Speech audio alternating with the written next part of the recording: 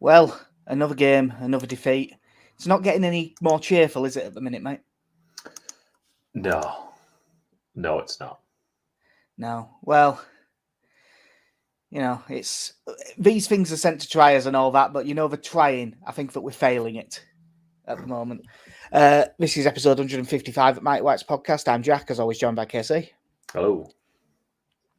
To give it its alternate Simpsons quote title, as we've been doing lately. Come on, Ailing, play right back the way you used to. No. It's that horrible Jesse Marsh, isn't it? You leave Jesse Marsh out of this!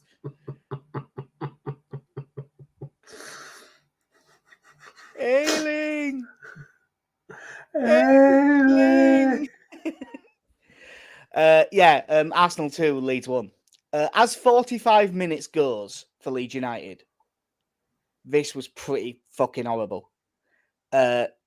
We conceded 2 really shit goals, got a man sent off for one of the dumbest things I've ever seen a player do on a football pitch, and the under-23s got relegated. It was a pretty bad 45 minutes. Dusts hands thoroughly. Yeah. I would say, in the grand scheme of things, that a 2-1 defeat was quite good. Yeah, I can't find the positive. It was quite flattering, was the 2-1 defeat. This is the first game we've watched together for a little while. Yeah, I'll certainly not at the pub anyway. Yeah, well, I mean, I came up to yours to watch it because, and yes, superstitions are stupid and make no difference, but we have a really good record when I watch games up at yours. Yeah, not anymore. No, yeah. I mean, I think it was summed up entirely when Diego Llorente scored, and my reaction was to just start laughing. Yeah, we should try and be roughly chronological, and that means it all fell to pieces pretty much from the off. Yeah, I mean, even before that, I have a complaint. Even before that happened, right? We've gone back to 4-2-3-1. Fair enough. Dan James playing as number 10. Just if we only include people that started the game, Click, Rafinha, Harrison, and Gelhardt are all more suited to playing number 10. And you could probably argue Calvin Phillips if you wanted to. Rafinha and Harrison aren't 10s either, but they are much more technical than Dan James. Rafinha shouldn't be playing 10, but of those options, play him there. Yeah. But before that even got a chance to be an issue, Ailing back pass, which it's not a great back pass, but that's not what the problem was. Melier, shit touch, tackled by Nketiah, 1-0. 3.5 minutes. Is that what it actually was? 3.5? I believe so. Yeah. It was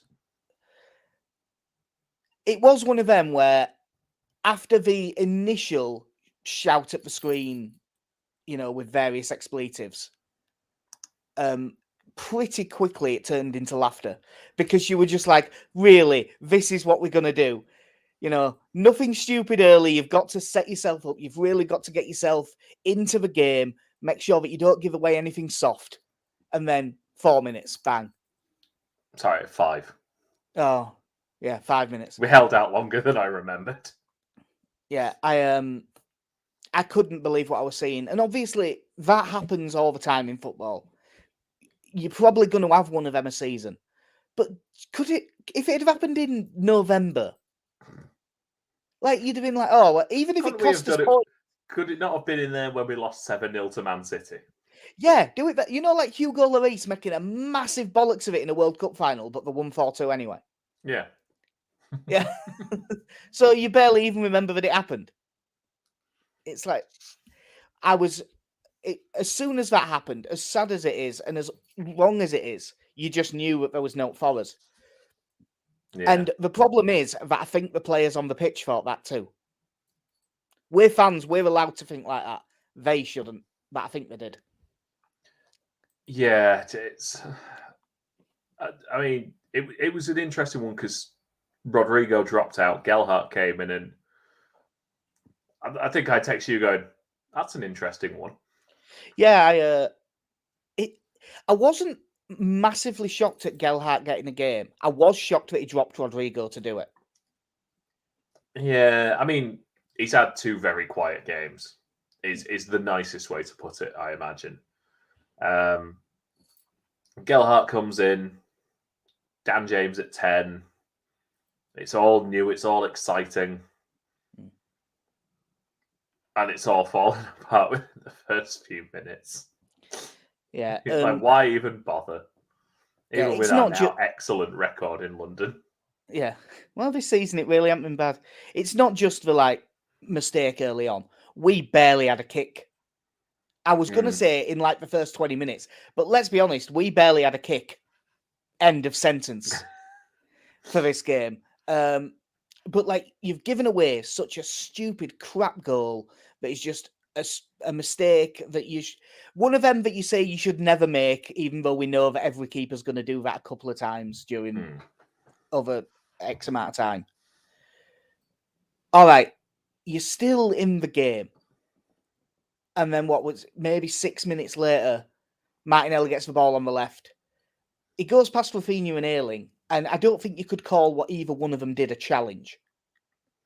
No, and coupled with that, I think it's Nketiah just drifts past Calvin Phillips on his way into the box. Yeah, I've got here that Phillips not tracking and Llorente seems to be totally out of position as well. Yeah, so he just seems to be about 3 yards away from both of them. Just easy tap in, really, for him. This one he celebrated. The other one he was almost too embarrassed. Yeah. Here, I don't think he didn't even pick up the phone for the first one. No, well, it wasn't really a phone call situation. It was more of a delivery, wasn't it? As in, we just gave him a present. Yeah, and at 2-0, it is basically game over, you would think, straight away. And I suppose if it's game over and you just can't be arsed, maybe you just give up your season.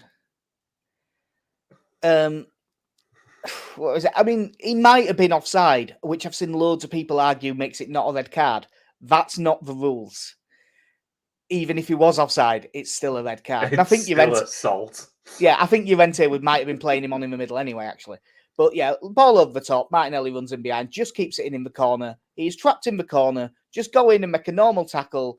You're probably going to give away you might give away a set piece. You might get lucky and play it back off him. But he can't really go anywhere and there's nobody up in support. And Luke Ayling just goes in, 2-footed, studs up, every single thing. If you were describing a red card tackle, other than it being like really high, that was the only thing he didn't do. It's one of the most unprofessional things I've ever seen a Leeds player do. In the situation we're in, do that. It's one of the most unprofessional things I've seen a Leeds player do. Things I've heard Leeds players doing is on another level. Look, there's literal legal things that mean we can't talk about some of those. Could I get away with just saying people's names and not linking it to anything? No. So if I started saying like Joe and then you can't talk about whereabouts on a road it might have been. You can't talk about any of that. Okay. I mean, in the words of Mr. Garrison, scissor me. Yeah. Because it was really funny technique for going through someone as well. Because he basically sat down. Yeah, it was. And he sort of wins the ball with his thighs. I was going to say with his bollocks, to be honest. He seemed to slide either side of the ball, to make sure he got make sure he crunched both his right and left leg with the tackle. I do love the reaction. I said to you, like, you can see whatever angle they show it from, where there's also Leeds fans in the shot. It's just the Leeds fans there going, "Great tackle, get it!" This is one of them where I do know how that happens. In the stadium, there's a chance that I might have been the same. And I reckon I'm better than most Leeds fans at being objective when I'm in the ground. But it's totally different when you're in the ground. When you're there, you just see he flew in and he touched the ball. That's all you see. But it was greeted with almost universal applause from the away stand on it. You could see it. But showed a bit of passion. I'm quite glad that we didn't do this podcast sort of 10 minutes after the game, like the Square Ball do or something like that, because I might have really slagged Luke Ayling off to a degree that it was unfair. Because he has got loads of credit in the bank. He's been a brilliant signing. He's been a brilliant player for Leeds. But oh my God, that is one of the single stupidest things I've ever seen a footballer do. Yeah, we will obviously get onto the logistics of it when we look at the Chelsea game, but it is a challenge that has written him out for the season now. Yeah. Like there's no way, there's no redeeming feature about the tackle. It's not even close that you can think, well, you know, it wasn't that bad. And if you look at it from it's like, no, he's absolutely crunched him. Yeah, and it's not always really mistimed it. Always got him on the follow through. No, he made a decision. He's gone through with his back to goal in the corner. Yeah, his decision was, I'm gonna fucking do him here. And I can't remember who it was on Twitter said they've made that bet of Luke Ayling's 500th appearance, captain for the day, a quid on a goal, quid on a red card. Yeah, I don't know if they actually put it on because there was no screenshot, but I did see the tweet. It was that bad, and I was that angry. And then it was only after the game that I realised he'd done it as captain. Yep. And then you add to that, he's done it the week after as other right back option as Brockie's leg. Yep. Like, it is just unfathomably stupid. Like Mellier's completely screwed up, cost us a goal, and it may well be so. And you could have argued that because of the way that started, that it cost us the game.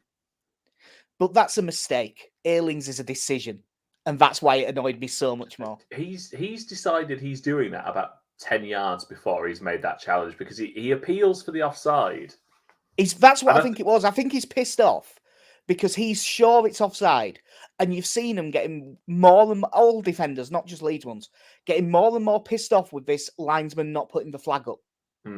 You've seen defenders getting angry about it over and over and over again, and I think that's what it was. I think he went, Ray, you're not going to put your flag up, then I'm going to fucking do him. Because that'll show you, Liner. Well, what's been the one argument against it? And I don't think this is what he consciously thought, but the one argument against it is one day you're going to play on when it's offside and someone's going to get hurt. Well, I don't think he consciously thought about it in those terms, but I think he was just pissed off. I like the idea that he's walked off the pitch just thinking, I've done this to better the game. Yeah. So yeah, there's not much else to talk about for a little while now.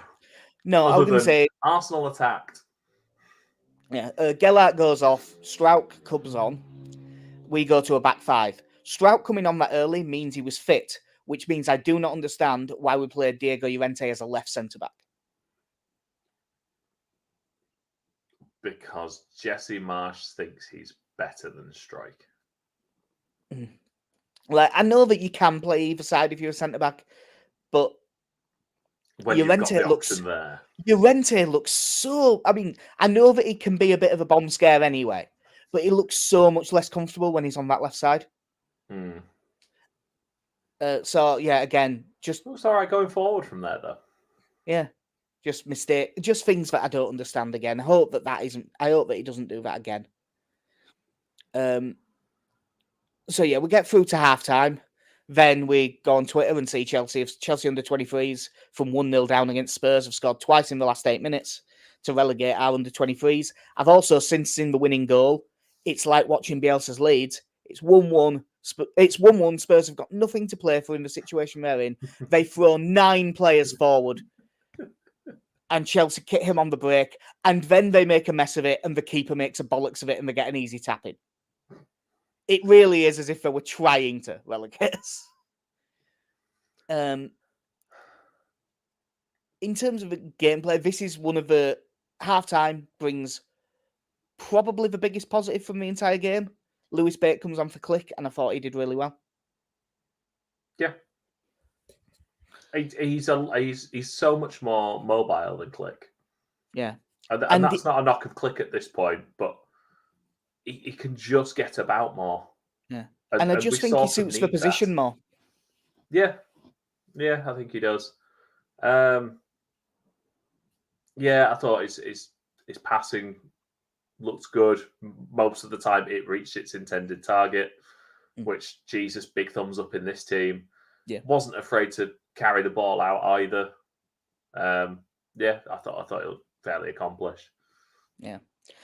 And then, you're back, you're there.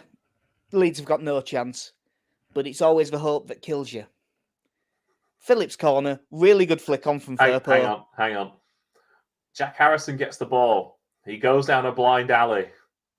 He somehow wins a corner. Yeah, I must have, in this one, I can understand him going down a blind alley because he had no help. He did it a few times, did Jack? Yeah, well, it's one of the things that comes to him, but he won the corner, fair enough. Decent ball in from Phillips, really good flick on from Firpo. A bit of sort of Leeds-esque defending from Arsenal because Diego Llorente has about 8 yards of space at the back post. But volleys it in, good finish. And hilarity ensues. Yeah, because... First shot. Yeah, because I believe we were on 0 XG, weren't we, at that point? Like, we had not had a single shot. We'd not even had a cross that had been on target, I don't think, at this point. Yeah, because I think I was jokingly, while we're watching the game, I claimed a couple of miss-hit crosses that went straight into Ramsdale's hands. Yep. Were shots on target, just so we could have some. But yeah, it was a good goal. And once you got it, Arsenal are still Arsenal. And they did sort of shit themselves a little bit. Yeah, it's trying... The two ways you can look at it are, did Arsenal still feel that comfortable that they dropped down to second gear, or did we really scare them? Because there still wasn't a whole lot of threat afterwards. No. I think at 2-0, they had dropped off into first gear. But once it gets to 2-1, I think it is a bit of the Arsenalness that is still in that squad. Yeah, I mean, they were still miles the better side. They had more chances. They probably should. Like, it was actually late in the first half. We didn't mention it, but they had a free kick, didn't they, out right side at box that got hammered in and took a deflection. And Melier made a really good save, and Llorente sort of hacked it off the line via the crossbar. Yep. Which, that was probably the closest. Stylized clearance. Yeah, but they had plenty of chances. And you're just there the whole time. I even put it on our Twitter. Come on, just give us that one chance. And we did get one. Long ball knocked into box from a free kick. We've got Melier up and everything. Firpo again gets up and heads it. I think we've found his one strength. Firpo gets up, wins it well, and Rodrigo gets a head on it. And it's not an easy one by any stretch because there's no pace on it. But no, it's one where... he's back to goal, isn't he, as well? Yeah, it's one where he will think he should have done better with it, but it wasn't an easy one. No, from there, what do you think he would have been, about 4 or 5 yards out? Yeah, he's to try and sort of head it up and over Ramsdale, and that's the only chance he's got. Yeah, it was a tough one. It's as you watch him, he gets off the ground but doesn't seem to get any higher. So I don't know if it's just the way he was running and he's almost strode into that jump, but yeah, that was literally last 10 seconds, I think, wasn't it? And yeah, like, it showed that Arsenal fans, for this one particular thing, are a bit like Leeds fans, because as soon as we knocked that long ball forward, it sounds like every Arsenal fan just assumed it was going to be a goal. Like, they were just nailed on, they're going to equalise. Yeah.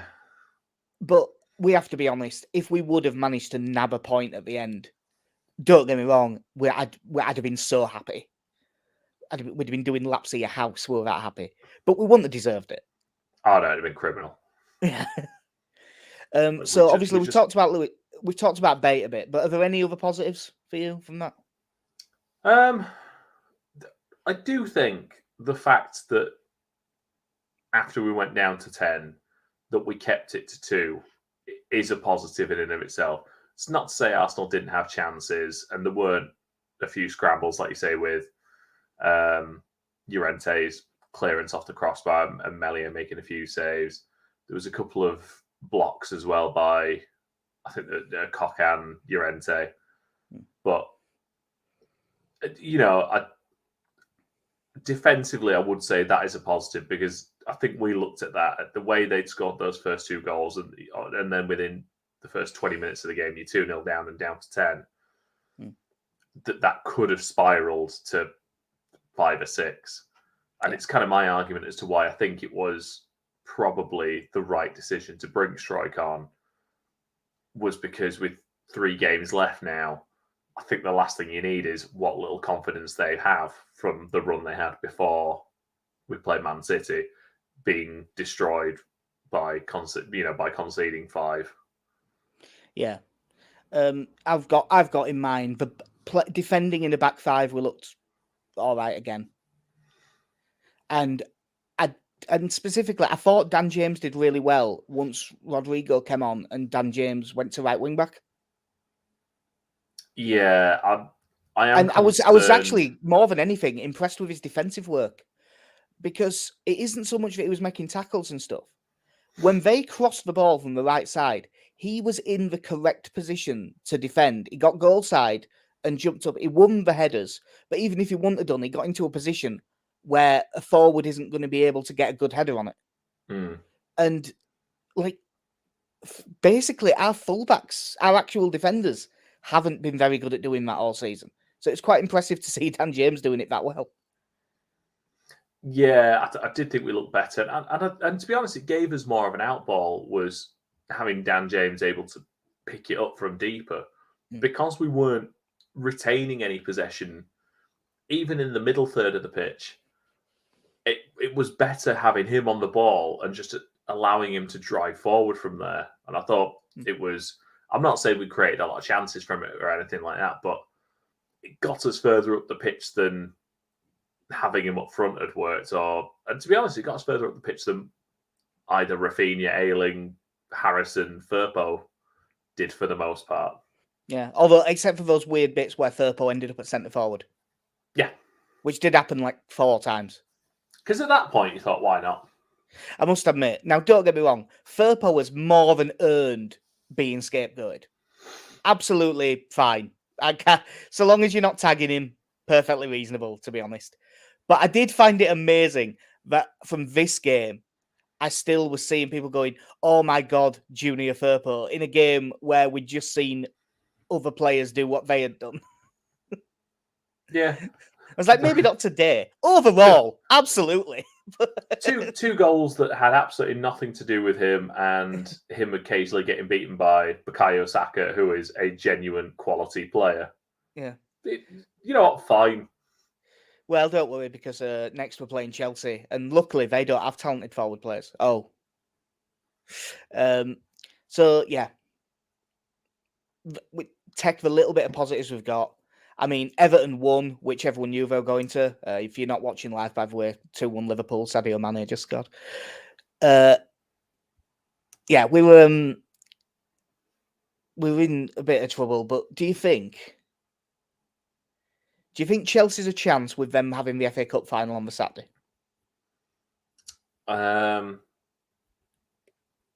Yeah, I mean, I'm looking at their recent form, and it is, again, it's all over the place. Like they've had some odd results in there. When you look at losing to Everton, sorry, where am I now? Lost comfortably to Arsenal. Absolutely demolished Southampton. Lost 4-1 to Brentford. Yeah, that one was the weird one. I mean, on paper, quality team. Yeah. Can't believe they drew with Wolves. Yeah, and it was like 97th minute or something, wasn't it? Daft. Yeah. Connor Cody scored in. As they've got the FA Cup final on the Saturday, you'd expect them to rotate a bit. They will be a 3-4-3 or a 3-4-1-2, depending on whether they pick one or two strikers. But it works in kind of a similar way. Does this mean they're going to rest? They're going to rest, Timo Werner and Lukaku starts. Yeah, probably. I mean, he might even play both of them because the main one that he'll want to rest is Havertz of the forwards. It means that he might rest. He'll probably rest Antonio Rudiger. Antonio Rudiger will be resting the rest of the season, I imagine, for him now. He's not. He doesn't seem like the sort, does he? But just because he's leaving, he's going to drop his effort levels, Rudiger. Yeah. Here's hoping.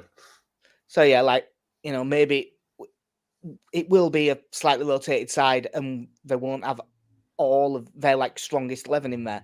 But the team is still going to be one that is a lot stronger than ours.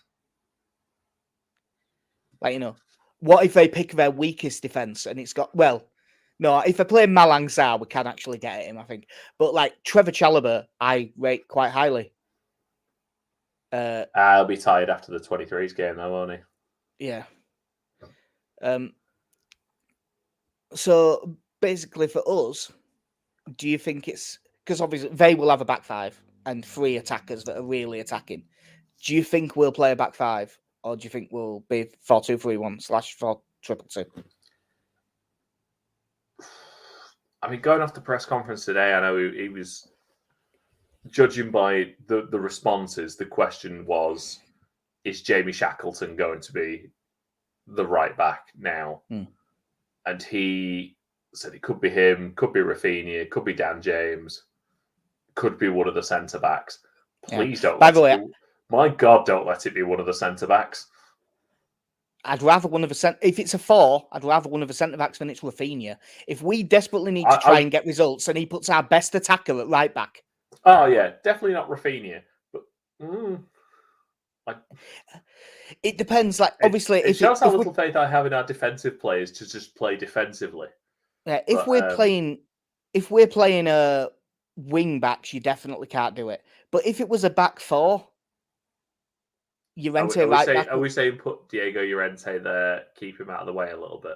Llorente right back and then Cock and Strauch at centre back, I could live with, to be honest. Liam Cooper touch and go. Yeah, hopefully Liam Cooper. He said he should be fit to start, but they said that at the weekend as well. Could be out for the rest of the season. Who knows? So we'll find out. If he's fit, he plays, because we have been much better with him in the side than out. I must admit, I'd quite like to see us in the back 3 for this. I think so as well, and I would after Sunday. I would go. I'd go Dan James there.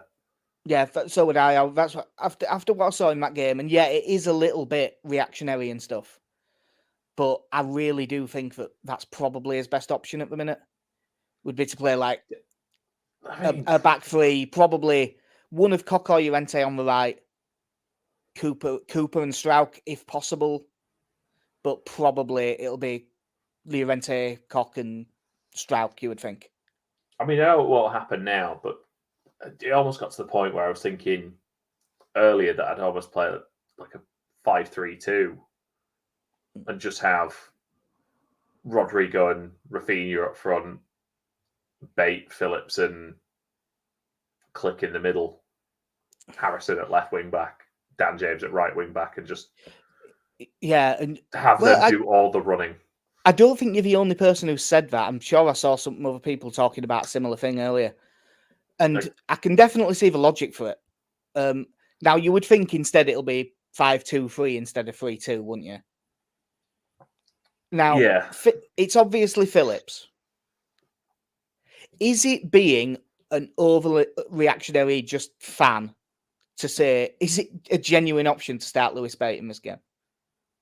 I honestly think so. I'm going to say right now, by the way, I don't think for a second he will. But I mean, what options did Chelsea have for central midfield? Kante, Kovacic, Sal Niguez, Jorginho. I am so far not a Ruben Loftus-Cheek. Yeah, Ruben Loftus-Cheek, who I really think is pretty good. I mean, they played him at wing-back the other week. I'm honestly looking at those central midfield options and the They mobility. could play Mount there as well. Yeah, the mobility of Matthias Klick. I know Bates got more mobility, but I think the one problem is against any of those midfielders, he might get bullied a bit. He's not very big. Saying this, but again, Klick had a good run of games. I can't take that away from him, but again, he struggled these last few. I do think it will be Klick and Phillips, and I'm fine with that. I've been wanting Bates to get more football since I watched him play about 4 under-23 games. Yeah. Like I've thought that I think he's been unlucky this season not to play a lot more than he has. But yeah, so then, honestly, I do think it is the 5-2-3, however you want to, 3-5-2, whichever, no 3, whatever. Yeah, 5-2-3 is what you. 3-4-3, whatever. Yeah, there's some lads who are going to play, and right now I don't think they're very good. And Chelsea have got some very good players. I worry. Oh, even though it was in no way his fault, does Gelhardt drop back out? I don't know actually. Because I can't. I think Rodrigo gets his place back.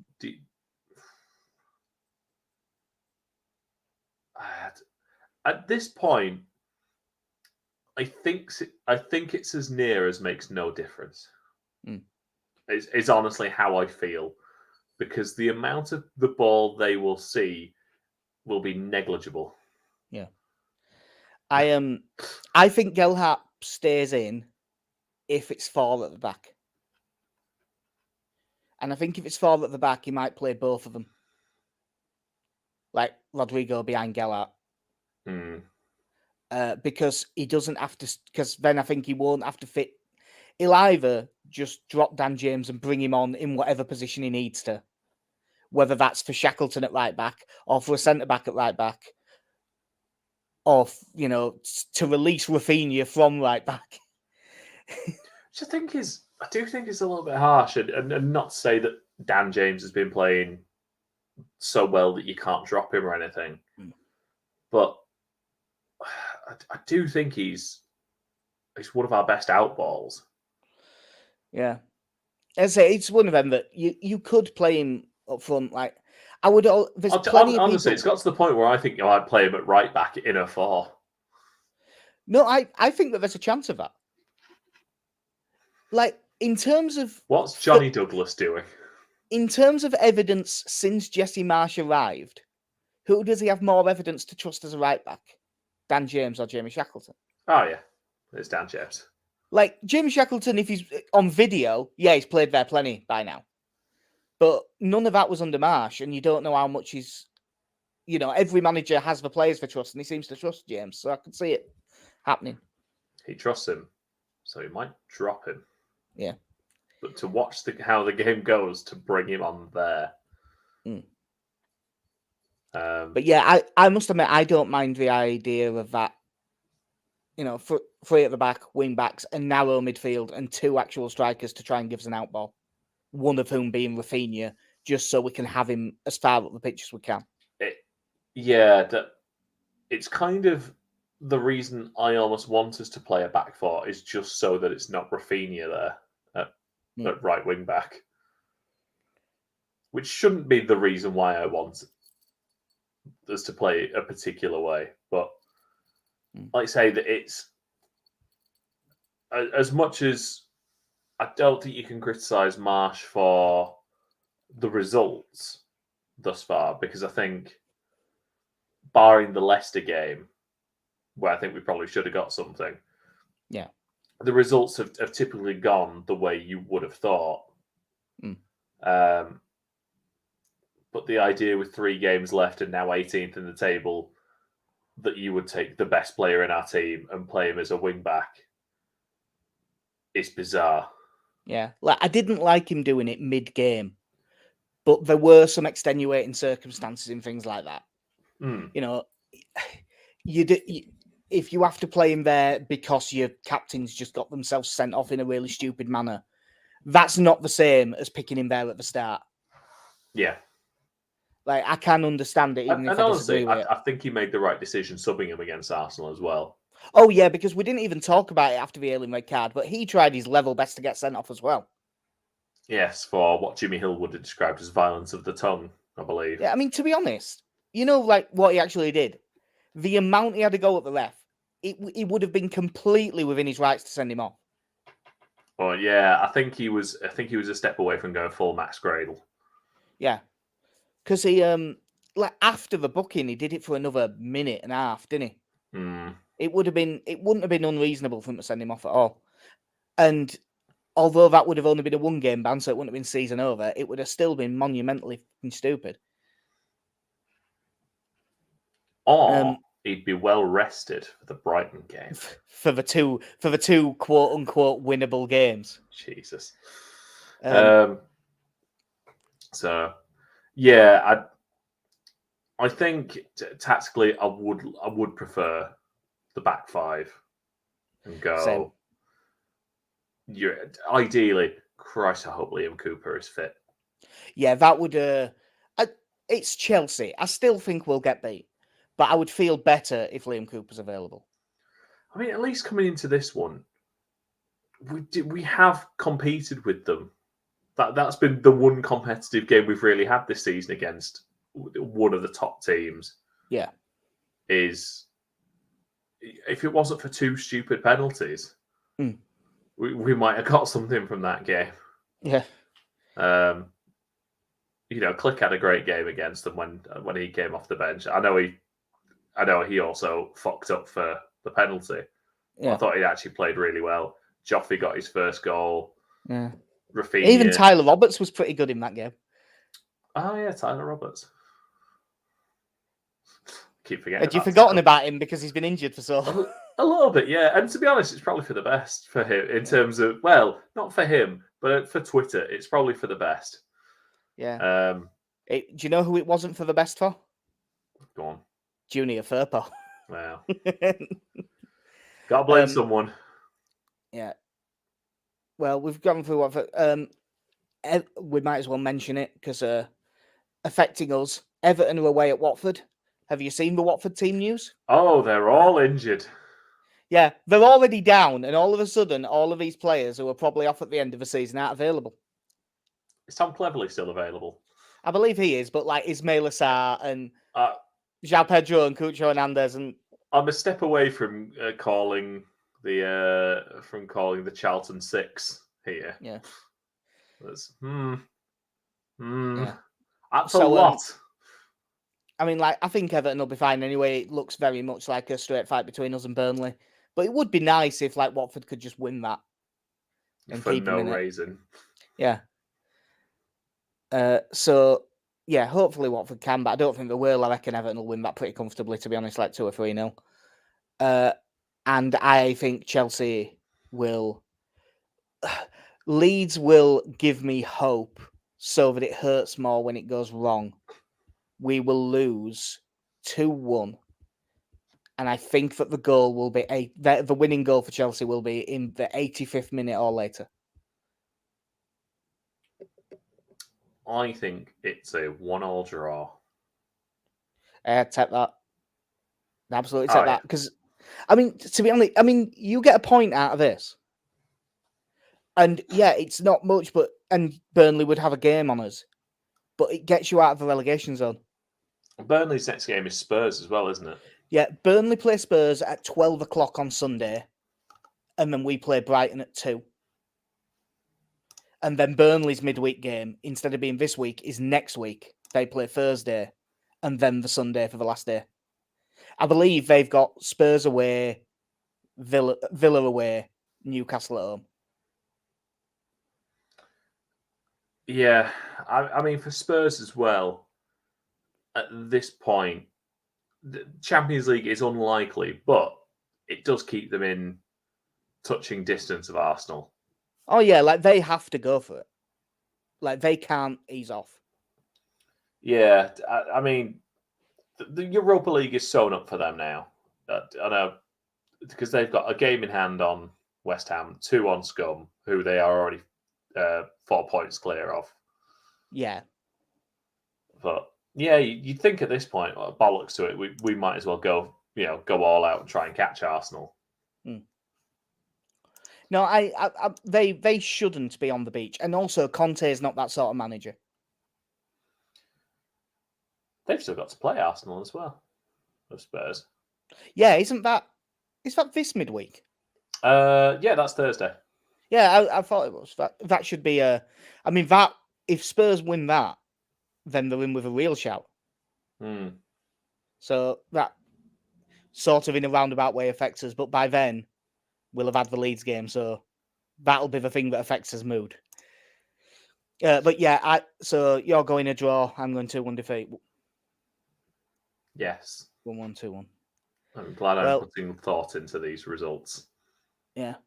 Is there anything else that I know that the memberships come out today, but I genuinely, because I finished work 10 minutes before the podcast, I hadn't even read what happened. I haven't seen I believe that they have upped the prices because people were fuming. Yeah, I haven't had chance to look at those yet. A quick trip to Twitter will probably inform you. But yeah, that's enough negativity for today. Yeah, that's enough negativity for today. Anyway, we'll see you in the championship. It hurts, but it's true. Yeah. But yeah, that'll do us for episode 155 at Mike White's podcast. I've been Jack. See ya. And Casey, have a good one. In a bit.